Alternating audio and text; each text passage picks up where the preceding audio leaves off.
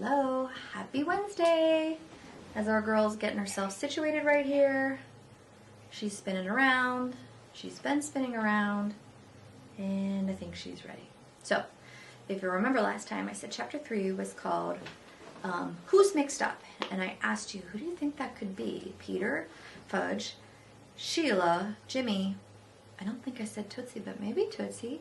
Who do you think the one is mixed up? I know. But if I were to guess, I think I'd know who I was guessing too. So let's listen to chapter 3. It's a fast one.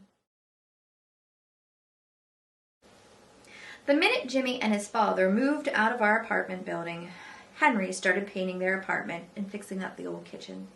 Lucky for the new people, he did, because Frank Fargo never cleaned out his refrigerator. He kept everything until it turned green with mold and was so smelly you nearly fell over when the door opened. Ew. Ugh. The new people have a kid Fudge's age. We met in the lobby the afternoon before school started. I'm Melissa Beth Miller, and I'm in mixed up group, she announced. She had kid tattoos plastered up and down her arms. I'm in mixed up group too, Fudge told her. Makes sense, right? It's not mixed up group, Mom said. It's mixed group. What's that mean, I wondered, and how come this is the first time I'm hearing about it? Oh, that's a relief, Melissa's mother said. We're new here, and when we got Melissa's school assignment, I was very concerned.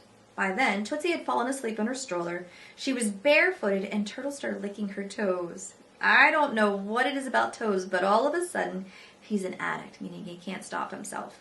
It's like he can't help himself. Baby toes, old people toes, ew, clean toes, disgusting toes. As soon as he sees a set of toes, he's at it. Snipping, nibbling, licking, ew.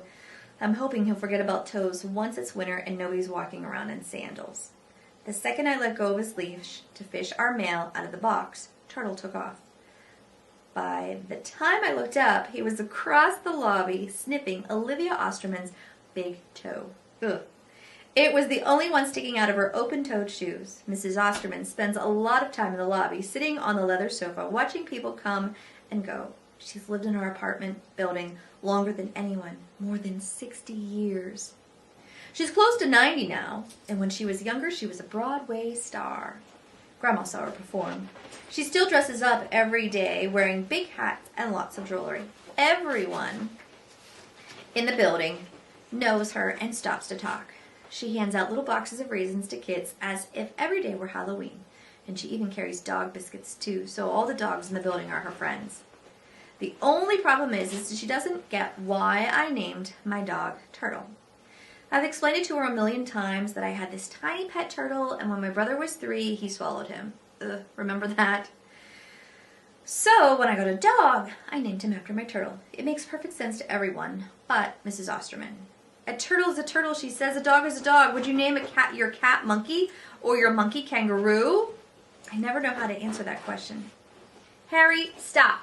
Stop it. I thought you would have told him to. I was trying to, but I couldn't scream. Just keep on reading, please. This just makes it Please stop. harder. Please make him stop. He is. Just continue reading.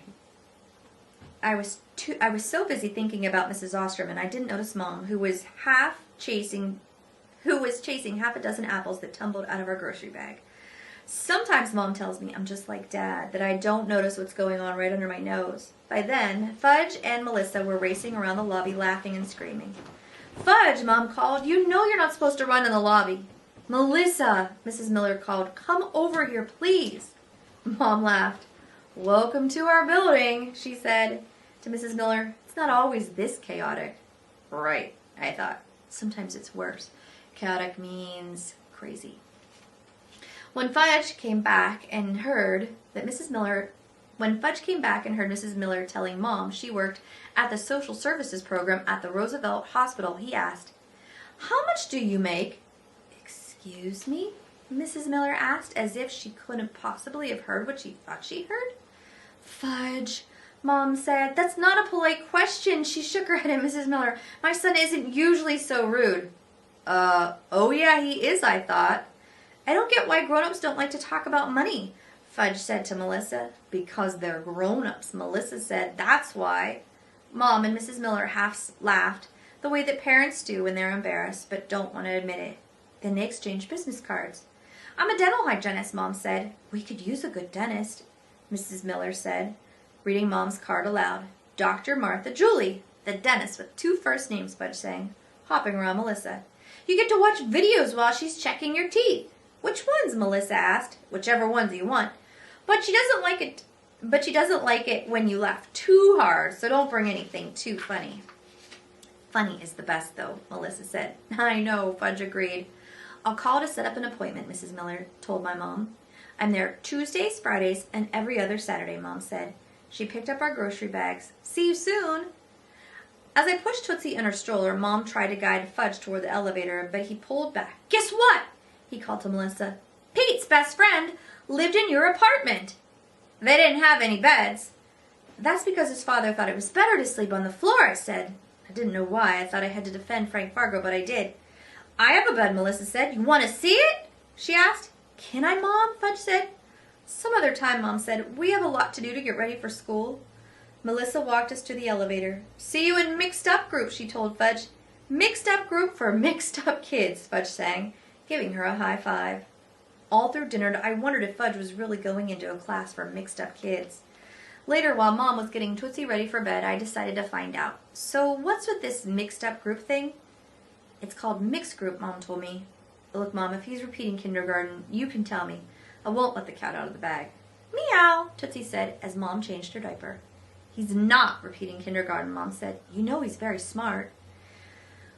But he says he's in a class for mixed up kids. I can't imagine where he got that idea from, Mom said, looking at me. Peter, you didn't suggest. No way, Mom.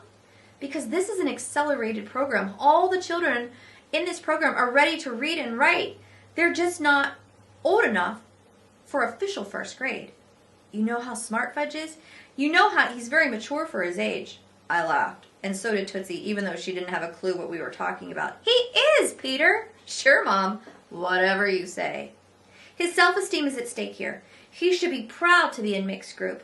I don't think you have to worry about his self-esteem. He already thinks he's the greatest. Not if he's got the idea he's going into a class for mixed up children. What happens if he gets another rat face, I asked. Remember Rat Face? Rat Face was his kindergarten teacher last year when we lived in Princeton. When she refused to call him Fudge, he kicked her. What happens if he gets another rat face, I asked. Rat Face was his kindergarten teacher last year when we lived in Princeton. Remember her? When she refused to call him Fudge, he kicked her. In less than an hour, he had to be transferred to another class. I've met with the teaching team, and they seem very nice. Fudge will be in William's section. This is his 3rd year with mixed group, so he has some experience. Nobody has enough experience for Fudge, I said. Let's try to have a positive attitude, Peter, okay? I am positive. Positive, it'll be a disaster, just like it always is with Fudge. That's the end of chapter 3 already. Oh, it goes so fast, the time with you. Thursday, chapter 4 already. Richie, richest. I don't know. We'll have to find out. Until Thursday, I'll see you later. Bye. Say bye, Charlotte. Bye.